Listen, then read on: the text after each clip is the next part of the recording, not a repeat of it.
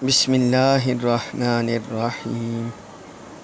ہم بالخصوص احناف فقہ حنفی پر چلنے والے جو ہم اعمال کرتے ہیں نماز میں جو طریقہ اپنایا ہوا ہے اس کی سند کہاں سے ہمیں ملتی ہے، تو یہ سارا ہم انشاءاللہ تعالی ذکر کریں گے آج کی خطبہ میں، اللہ رب العزت کی توفیق سے اور اس کے فضل و کرم سے۔ سب سے پہلے جس طرح کے نماز کا آغاز ہوتا ہے تکبیر تحریمہ سے، نماز کا آغاز ہوتا ہے تکبیر تحریمہ سے، اللہ اکبر کہہ کر ہم اپنی نماز کا آغاز کرتے ہیں۔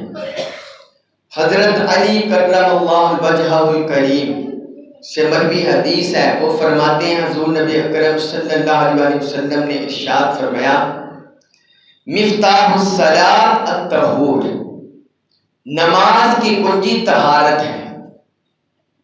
طہارت تو ہم نے کرنی ہے، وضو یا جس کو غسل کی حاجت ہے، تو فرمایا نماز کی کنجی طہارت ہے۔ وَتَحْرِيمُهَا التَّكْبِيرُ، اور اس کی تحریم اللہ اکبر کہنا ہے، یعنی نماز کا آغاز وہ تکبیر تحریمہ اللہ اکبر سے ہوگا۔ وَتَحْلِيلُهَا التَّسْلِيمُ، اور اس کی تحلیل یعنی نماز سے باہر آنا، سلام پھیرنا، وہ فرمایا سلام پھیرنے سے ہوگا۔ یہ سنن ترمذی میں حدیث ہے۔ اب تکبیر تحریمہ کہتے ہیں اس وقت ہم ہاتھ اٹھاتے ہیں، تو یہ ہمیں حضور صلی اللہ علیہ وسلم کی احادیث مبارکہ سے پتہ چلتا ہے کہ آپ صلی اللہ علیہ وسلم نے اپنے کندھے مبارک، دوش مبارک تک بھی ہاتھ اٹھائے ہیں اور اپنے کانوں تک بھی ہاتھ اٹھائے ہیں، دونوں طرح ہمیں سنتیں پتہ چلتی ہیں۔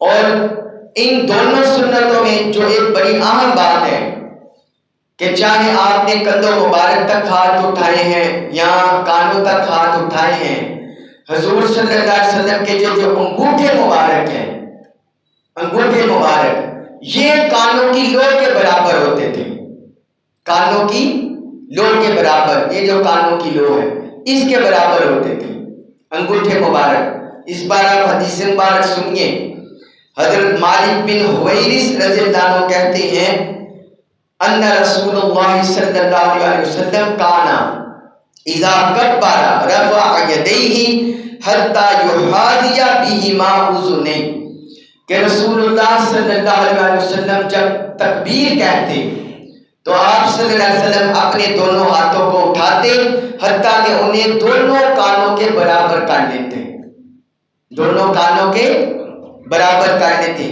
یہ صحیح مسلم میں حدیث ہے۔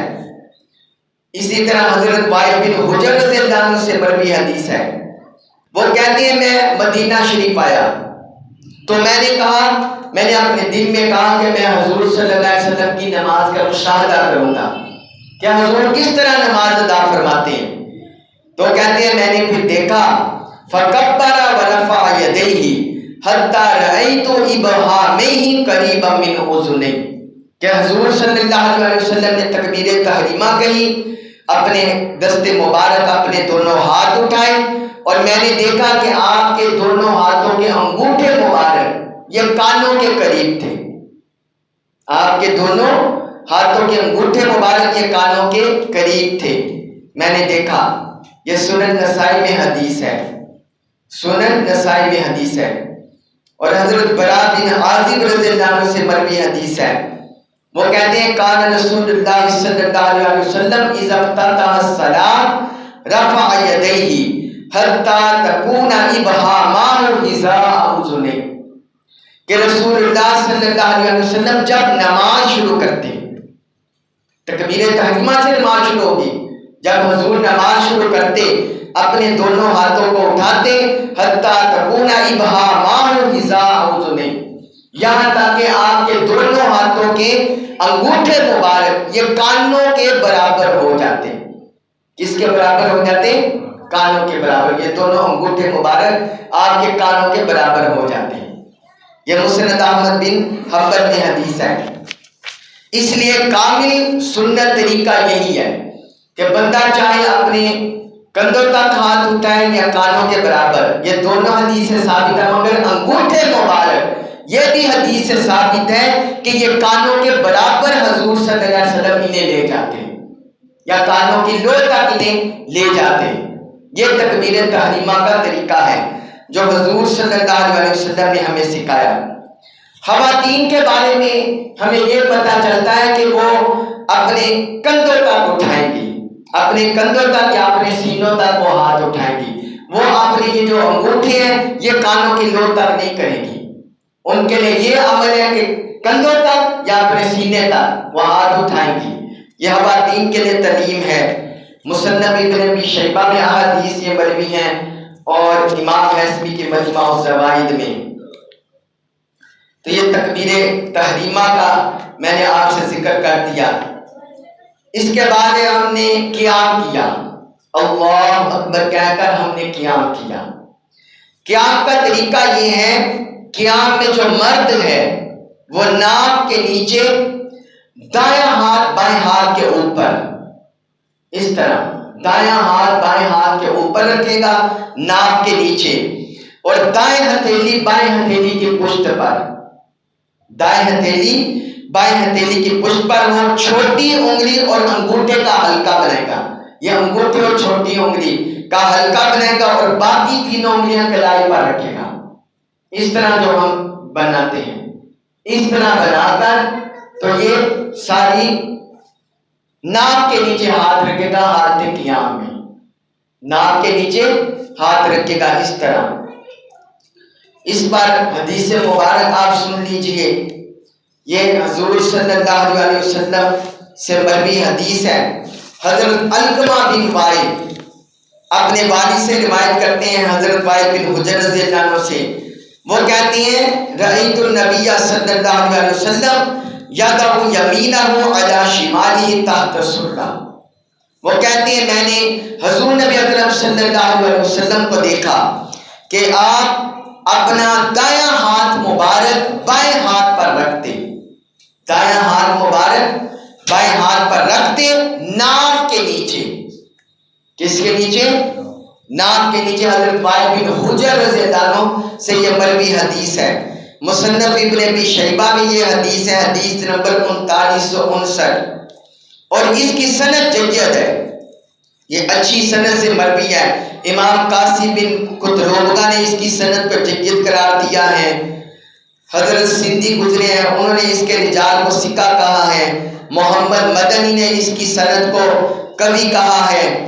اس طرح بہت سے اور محدثین نے، علماء نے اس کی سند کو قابل قبول قرار دیا ہے کہ یہ مستند سند ہے کہ حضور صلی اللہ علیہ وسلم ناک کے نیچے بائیں ہتھیلی پر دائیں ہتھیلی کو رکھتے حالت قیام میں، جس وقت آپ ہاتھ باندھتے۔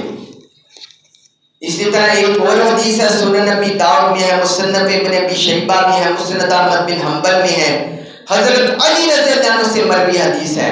وہ فرماتے ہیں من السنہ وضع الکف علی الکف فی الصلاۃ تحت السرہ، کہ یہ سنت ہے۔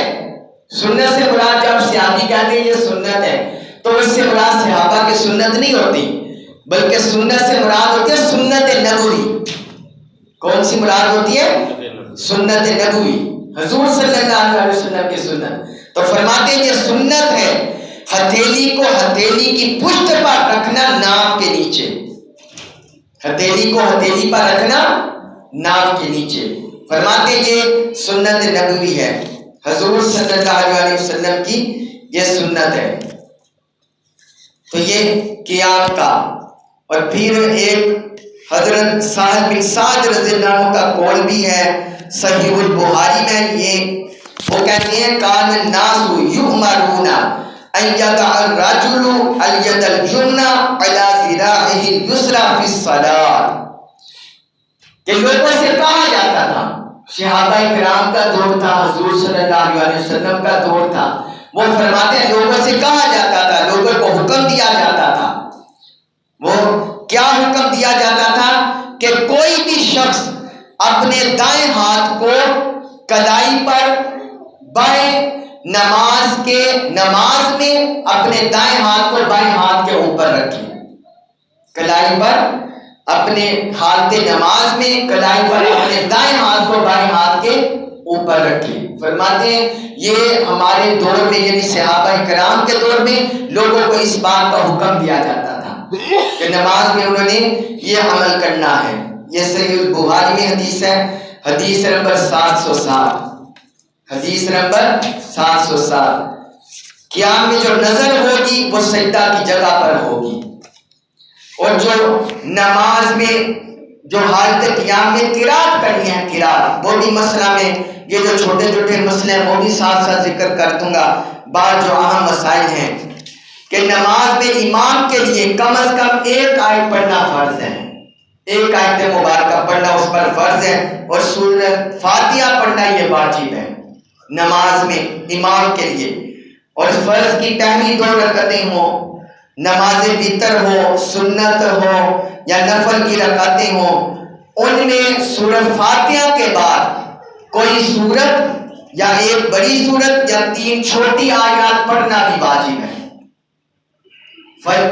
فرض کی جو تو پہلی 2 رکعتیں ہوتی ہیں یعنی 4 رکعتیں جو پہلی 2 رکعتیں ہیں، یا نماز فجر ہے اس کی 2 رکعتیں ہوتی ہیں، یا نماز مغرب ہے اس کی پہلی 2 رکعتیں ہیں، نماز ظہر ہے، نماز عصر ہے، نماز عشاء 4 رکعت ہوتی ہیں فرض میں۔ تو پھر یہ حکم ہے، یہ شریعت کا مسئلہ ہے کہ فرض کی جو پہلی 2 رکعتیں ہیں اور جو اس کے بعد سنتیں ہم پڑھتی ہیں یا نفل پڑھتی ہیں یا وتر پڑھتی ہیں، ان میں ہر رکعت میں سورۃ فاتحہ کے بعد ایک چھوٹی سورت یا ایک بڑی آیت یا 3 چھوٹی آیات پڑھنا واجب ہے۔ اگر ان میں کمی کوتاہی کرے گا تو پھر سجدہ سہو ہوگا، اس میں کیا ہوگا؟ سجدہ سہو ہوگا۔ کسی نے ایک چھوٹی آیت پڑھ کے رکوع کر دیا تو وہ سجدہ سہو ہوگا، 3 چھوٹی آیات پڑھنی ہے یہ واجب ہے، یا کسی نے سورۃ فاتحہ چھوڑ دی تو پھر بھی سجدہ سہو ہوگا، تو یہ مسئلہ ایک۔ پھر اس کے بعد ہے کہ بندے نے رکوع کیا، اب رکوع کیسا کرنا ہے یہ بھی آپ سن لیں۔ قیام کے بعد رکوع، اللہ اکبر کہہ کر رکوع کیا تو اس میں سر اور پیٹھ برابر اور ہموار رکھنا ہے، سر بھی اس کا برابر ہو، اس کی پیٹھ بھی برابر ہو، سر اور پیٹھ اس کی برابر ہو۔ اس میں آپ سنیے حدیث مبارک حضرت وابصہ بن معبد رضی اللہ عنہ سے روایت ہے، رأیت رسول اللہ صلی اللہ علیہ وسلم یصلی فکان اذا رکع صب ظہرہ حتی لو صب علیہ الماء لاستقرتا۔ وہ کہتی ہیں کہ میں نے رسول اللہ صلی اللہ علیہ وسلم کو نماز پڑھتے ہوئے دیکھا، جب آپ رکوع کرتے تو اپنی پشت بالکل سیدھی رکھ لیتے۔ بعض ہم لوگ دیکھتے ہیں وہ اتنا تھوڑا سا جھکتے ہیں، یا بعض دیکھتے ہیں بڑا ہی زیادہ جھک جاتے ہیں، بالکل سیدھا جھکنا ہے، بالکل اس طرح سیدھی ہماری پشت ہو۔ تو فرماتے ہیں میں نے دیکھا کہ حضور نے رکوع میں اپنی پشت بالکل سیدھی کی، جب رکوع میں جھکے بالکل پشت سیدھی، حتیٰ لو صب علیہ الماء لاستقرتا، حتیٰ کہ اگر آپ کی پشت مبارک پر پانی ڈالا جائے تو وہ بھی پشت پر ٹھہر جائے۔ آپ اندازہ کریں، اگر کوئی بندہ صحیح نہیں جھکے گا یعنی ایسا تھوڑا سا جھکے گا پانی تو نیچے اتر جائے گا، اور اگر زیادہ جھکے گا تب بھی پانی بہہ جائے گا۔ تو جب رکوع جانے بالکل پشت سیدھی رکھنی ہے، بالکل ایسے سیدھے حالت میں پشت رکھنی ہے۔ تو فرماتے ہیں یہ حضور کا سجدہ ہوتا تھا، یہ سنن ابن ماجہ میں حدیث ہے۔ اور رکوع اس طرح کیا جائے کہ دونوں گھٹنوں کو دونوں ہاتھوں کی انگلیاں کھول کر مضبوط پکڑ لیں، انگلیاں آپ نے کھول لی ہیں اور اس طرح گھٹنوں کو پکڑ لینا ہے، گھٹنوں کو ایسے پکڑ لینا ہے، ایسے انگلیاں کھول کر گھٹنوں کو پکڑ کے پھر سیدھا پشت سے رکوع کرنا ہے۔ یہ بھی حضرت عقبہ بن عامر رضی اللہ عنہ سے مروی حدیث ہے۔ انہوں نے صحابہ کرام سے کہا کہ کیا میں تمہارے سامنے ایسی نماز نہ پڑھوں جس طرح میں نے حضور صلی اللہ علیہ وسلم کو پڑھتے ہوئے دیکھا ہے۔ صحابہ نے عرض کیا کیوں نہیں؟ تو حضرت عقبہ بن عمر رضی اللہ عنہ کھڑے ہوئے، جب انہوں نے رکوع کیا وضع راحتیہ علی رکبتیہ، انہوں نے اپنی دونوں ہتھیلیوں کو دونوں گھٹنوں پر رکھا، ہتھیلیاں دونوں گھٹنوں پر، وجعل اصابعہ من وراء رکبتیہ، اور انگلیاں گھٹنوں پر نیچے کر دی، یعنی انگلیاں پھیلا دی گھٹنوں پر، گھٹنوں کے ارد گرد انہیں کھول کر پھیلا دیا تاکہ مضبوط گرفت ہو جائے۔ تو اس طرح انہوں نے کیا، وجاف ابطیہ، اور جو انہوں نے بغلوں کو کھول دیا، یعنی یہ جو کوہنیاں ہیں یہ انہوں نے رکوع میں ایسے نہیں رکھی بلکہ ان کو کھول دیا کہ یہ پہلوؤں سے جدا ہو گئی، جو ہاتھ ہے بازو پہلوؤں سے انہوں نے کھلا کر دیا، کھول دیا، پیٹ کے ساتھ نہیں ملایا۔ پھر آگے کہتے ہیں حتی استقر کل شیء منہ، یہاں تک کہ ہر عضو اپنی جگہ پر جم گیا، اس طرح سجدہ کیا۔ یہ بھی نہیں ایسے گئے ایسے اٹھ گئے، نہ، بلکہ جم کر اپنے گھٹنوں پر ہتھیلیاں رکھی، اپنی انگلیاں کھول کر ان کو جمایا، اپنا یہ کوہنیاں ہیں ان کو پہلوؤں سے جدا کیا، پیٹ سے جدا کیا، اور پھر حتیٰ کہ ہر عضو اپنی جگہ پر جم گیا۔ یہ سنن نسائی میں حدیث ہے۔ کس میں یہ حدیث ہے؟ سنن نسائی میں، سنن نسائی میں یہ حدیث ہے۔ ایک اور حدیث ہے، وہ بھی آپ سن لیجیے، ام المومنین حضرت عائشہ صدیقہ رضی اللہ عنہا سے مروی حدیث ہے۔ وہ فرماتی ہیں کان رسول اللہ صلی اللہ علیہ وسلم اذا رکع لم یسبح رأسہ ولم یسببہ، کہ جب حضور صلی اللہ علیہ وسلم رکوع کرتے تو اپنا سر بلند نہ کرتے، اتنا بلند نہ کرتے اور نہ نیچے کرتے۔ بعض لوگ دیکھتے ہیں رکوع کرتے ہیں ایسے سر اٹھا لیتے ہیں یا ایسے سر گرا دیتے ہیں۔ میں نے آپ کو بتایا بالکل سیدھا کرنا ہے، بالکل سیدھا اسٹریٹ، ہماری پشت ہو ہمارا سر ہو بالکل۔ تو حضور نہ سر کو بلند کرتے نہ نیچے کرتے، بلکہ برابر، ولیکن بین ذالک، بلکہ درمیان میں رکھتے، جس طرح پشت ہوتی اسی طرح آپ کا سر مبارک ہوتا۔ یہ صحیح مسلم میں حدیث ہے۔ یہ کس میں حدیث ہے؟ صحیح مسلم میں یہ حدیث مبارک ہے۔ اور رکوع میں پھر سبحان ربی العظیم 3 بار کہنا ہے، پڑھنا ہے۔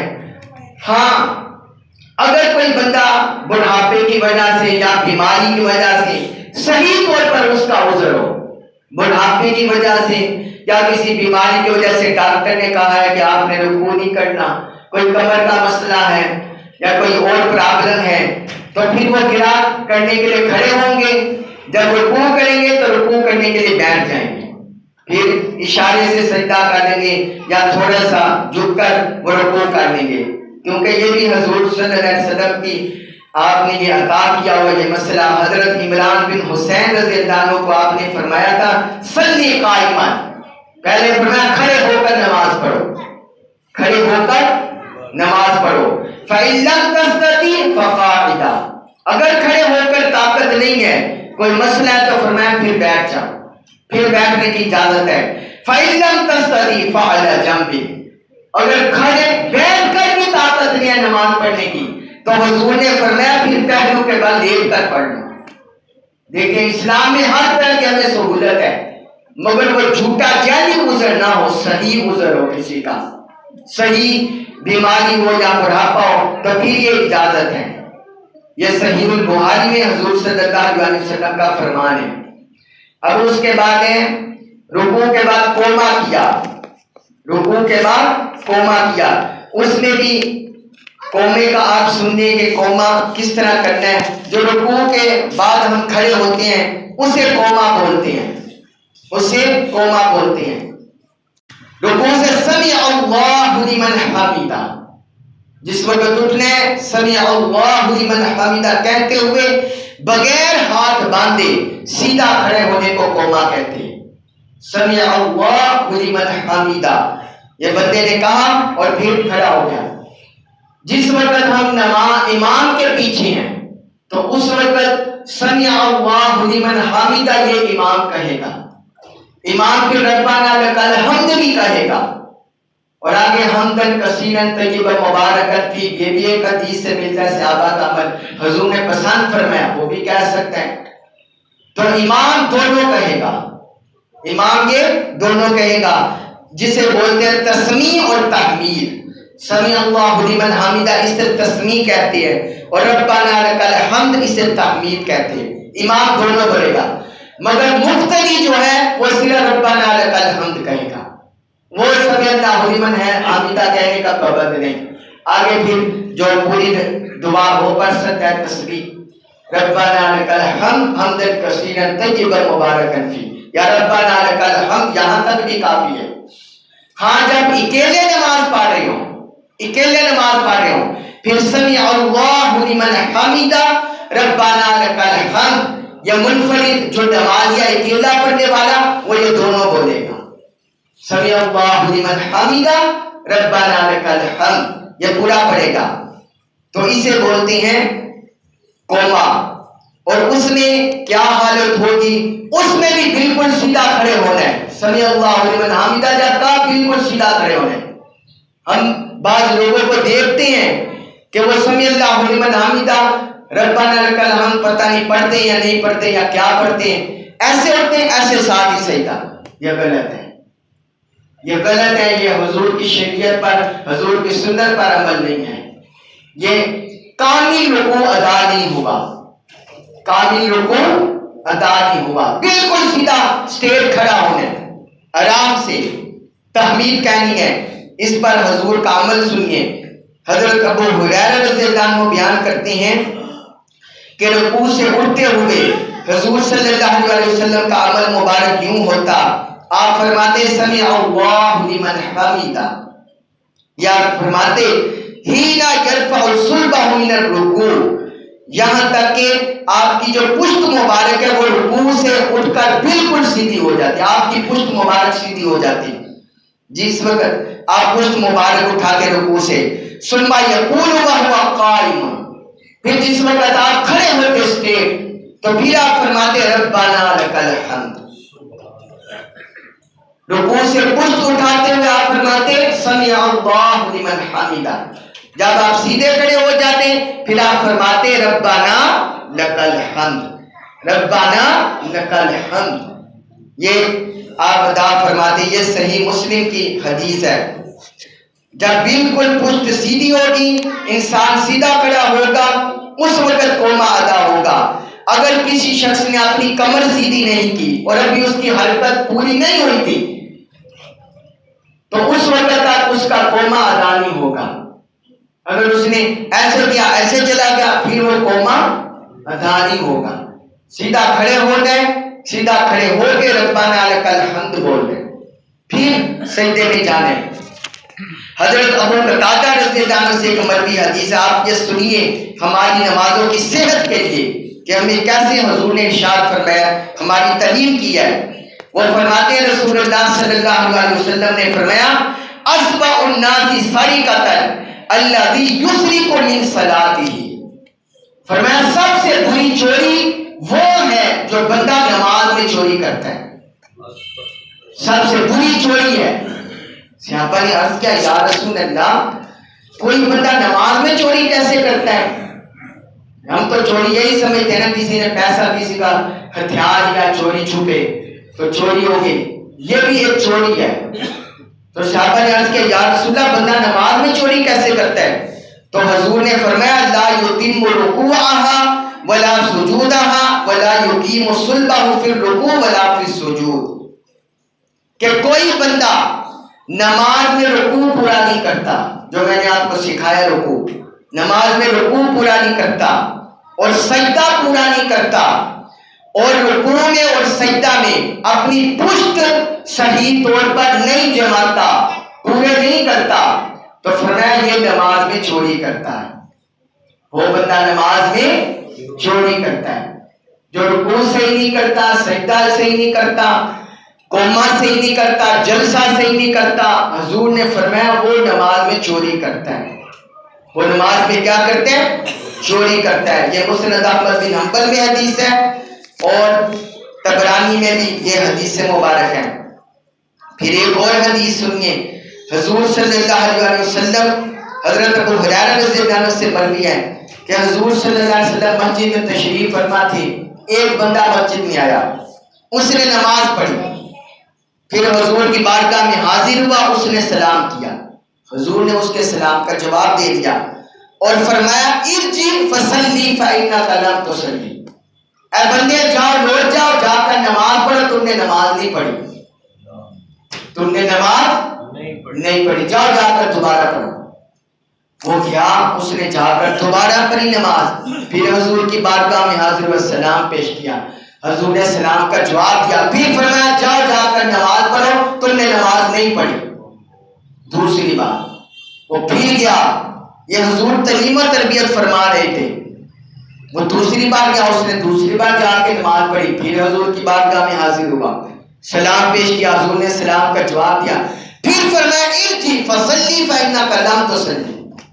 تیسری بار اس نے فرمایا جاؤ, پلٹ جاؤ, جا کر نماز پڑھے, تم نے نماز نہیں پڑھی. حضور سے توجہ دھیان دلانا چاہتے تھے کہ تمہاری نماز میں کہاں کمی ہے. اور تیسری بار پھر پلٹ کر گیا, تیسری بار پھر آیا, پھر اس نے عرض کیا یا رسول اللہ مجھے نماز سکھا دیں کہ مجھ میں کیا کمی کوتاہی ہے. تو حضور نے پھر اس سے فرمایا اذا قمت الى الصلاۃ فکبر, جب تم نماز کے لیے کھڑے ہو تکبیر تحریمہ کہو, اللہ اکبر. جو میں نے آپ کو طریقہ سکھا دیا ہے کہ چاہے آپ اپنے کندھوں کے تک ہاتھ اٹھائیں یا کانوں کے برابر, دونوں حضور کی سنت مبارکہ ثابت ہے. یہ انگوٹھے یہ حضور کی سنت ہے, یہ کانوں کے برابر ہونے چاہیے. یہ انگوٹھے کانوں کے برابر ہونے چاہیے, کانوں کی لوٹ تک ہونے چاہیے. تو فرمایا کہ وہ تکبیر تحریمہ کہیں, پھر قیام کرے, اس میں جتنی استطاعت ہے قرات کرے, جو اس کو آتی ہے قرات قرآن کرے, پھر رکوع کرے حتیٰ تطمئن راکعا, اور جلدی جلدی میں رکوع نہیں, فرمایا آرام سے رکوع کرے. جو میں نے آپ کو رکوع کا طریقہ بتا دیا, آرام سے اطمینان سے رکوع کرے. ثم ارفع حتیٰ تعدل قائما, پھر اپنا سر اٹھائے قوما میں, حتیٰ تعدل قائما, یہاں تک کہ حال برابر حالت ہو جائے اس کی کھڑے ہونے کی, ایسے سیدھا کھڑا ہو جائے. ثم اسجد, پھر تم سجدہ کرو حتیٰ تطمئن ساجدا, پھر سجدہ کرے حتیٰ کہ سجدے میں اطمینان کی حالت ہو جائے. وہ بھی میں آپ کو طریقہ بتاؤں گا, آگے آ رہا ہے. سجدے میں اطمینان کی حالت ہو جائے. ثم افعل ذلك فی صلاتک کلھا, فرمایا اسی طرح باقی پوری نماز کرے, تو پھر اس کی نماز کامل ہوگی, پھر اس کی نماز کامل ہوگی. یہ صحیح البخاری اور صحیح مسلم کی متفق علیہ حدیث ہے. تو اس سے پتہ چل گیا ہم نے قوما میں, جلسہ میں, رکوع میں, سجدہ میں اطمینان سے کرنا ہے, جلد بازی نہیں کرنی. ہر جو عمل ہے, رکن ہے نماز کا, آرام سے ادا کرنا ہے. حضرت رفاع بن رافع سے مروی ایک حدیث ہے, وہ بیان کرتے ہیں, اس حدیث میں ہے فَإِذَا رَفَعْتَ رَأْسَكَ فَأَقِمْ صُلْبَكَ حَتَّى تُرْجِعَ عِظَامٌ إِلَى مَفَاصِلِهَا, کہ جب رکوع سے سر اٹھائے تو اپنی پیٹھ کو اتنا سیدھا کرو کہ ہر ہڈی اپنے جوڑ میں بیٹھ جائے. یعنی ہاتھ نہیں باندھنے مگر ایسے سیدھا کھڑا ہونے, اور ہر ہڈی اپنے جوڑ پر آ جائے اطمینان سے, تو پھر قوما ہوگا. یہ مسند احمد بن حنبل میں حدیث ہے, مسند احمد بن حنبل میں یہ حدیث ہے. اس کے بعد بھی سجدے کی حالت آ گئی کہ سجدے میں ہم نے کیسے جانا ہے, سجدہ کیسے کرنا ہے, وہ ہم انشاءاللہ اگلے جمعہ بیان کریں گے. اللہ رب العزت ہمیں اچھی طرح صحیح کامل طور پر نماز ادا کرنے کی, قائم کرنے کی توفیق عطا فرمائے. وما علیہ الا البلاغ المبین.